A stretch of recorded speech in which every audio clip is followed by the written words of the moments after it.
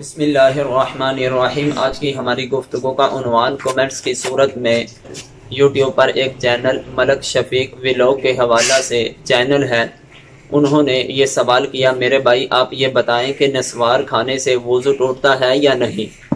اگر کوئی انسان نسوار اپنے منہ میں رکھتا ہے یا اس کا کچھ حصہ انسان کے پیٹ میں چلا جاتا ہے، اس سے وضو ٹوٹتا ہے یا نہیں؟ اس سے پہلے ہمیں پوری توجہ کے ساتھ ایک ضابطہ سمجھنا ہوگا۔ اگر ہمیں وہ ضابطہ سمجھ آ جائے گا تو بہت سے مسائل ہمارے خود بخود حل ہو جائیں گے۔ سب سے پہلے ہمیں جاننا ہوگا کہ کن چیزوں سے انسان کا وضو ٹوٹتا ہے۔ سبیلین سے جو بھی چیز نکلے اس سے انسان کا وضو ٹوٹ جاتا ہے۔ مطلب کیا؟ سبیلین دو راستے، چھوٹے پیشاب کے راستے، بڑے پیشاب کے راستے سے کسی طرح کی کوئی بھی چیز نکلے انسان کا وضو ٹوٹ جاتا ہے۔ اور دوسرے نمبر پر خون، پیپ، ریشہ وغیرہ کا نکل کر اپنی جگہ سے بہہ جانا۔ اسی طرح انسان کو کھانے کی، پانی کی، جمے ہوئے خون کی الٹی کا منہ بھر کے آنا۔ ایسے انسان کے منہ سے، دانتوں سے خون نکلا اور تھوک پر غالب آ گیا۔ دکھتی آنکھ سے پانی کا نکلنا۔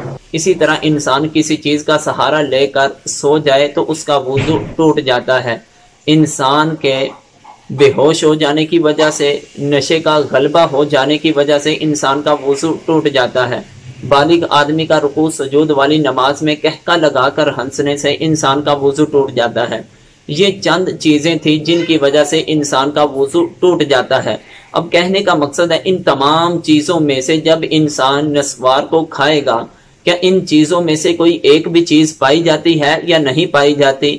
ان میں سے کوئی بھی چیز نہیں پائی جاتی۔ صرف ایک چیز کے اندر ہم نے غور کرنا ہے، جب انسان کوئی سگریٹ پیے یا نسوار کا استعمال کرے، نسوار کا استعمال کرنے کی وجہ سے کیا اس پر کوئی نشے کا غلبہ ہوتا ہے یا نہیں ہوتا؟ اس آدمی پر نشے کا بہت زیادہ غلبہ ہو جاتا ہے۔ تو جب اس پر بہت زیادہ نشے کا غلبہ ہو جائے گا تو اس کی وجہ سے ہم اس پر یہ حکم جاری کریں گے کہ نشہ کے غالب ہونے کی وجہ سے اس آدمی کا وضو ٹوٹ چکا ہے۔ اگر وہ آدمی نسوار کو استعمال کر رہا ہے اور اس پر کسی قسم کا نشے کا غلبہ نہیں ہوا تو محض نسوار استعمال کرنے سے انسان کا وضو نہیں ٹوٹے گا۔ ہاں، ان چیزوں سے بچنا چاہیے۔ یہ چیزیں ایسی ہیں کہ جو انسان کی طبیعت کو، جو صحت کو بہت زیادہ نقصان دینے والی ہوتی ہیں۔ اس سے انسان کے جسم کے بہت زیادہ نقصانات اور امراض پیدا ہونے کا خدشہ ہوتا ہے۔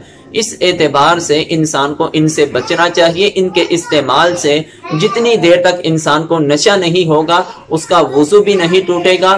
ہاں، اتنا حکم ضرور ہے کہ انسان کو کولی کر لینی چاہیے۔ نماز پڑھنے لگا ہے تو اچھی طرح کولی کر لے، قرآن کی تلاوت کرنے لگا ہے تو وہ انسان اچھے طریقے سے کولی کر لے، تاکہ نماز میں جب اس نے اللہ کے کلام کا ذکر کرنا ہے، قرآن کی تلاوت کرنی ہے تو اللہ کے فرشتے منہ کے قریب ہوتے ہیں، وہ اپنے منہ سے ان چیزوں کی بدبو کو ختم کرے، پھر قرآن کی تلاوت کرے یا نماز پڑھے۔